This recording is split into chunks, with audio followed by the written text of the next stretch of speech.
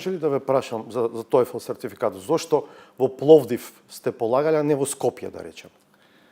После ова интервју, доколку сакате, сметате и имате потреба тоа, ќе ви дадам документ кој што е издаден во 2019 година како регулатива од претходната власт за тоа за административно тестирање на вработени во државната администрација, кој што точно покажува кој вид на тест од трите светски јазици кои што се говорат и се потребни во државава, кој вид на тест и во која држава и во кој град може да се полага.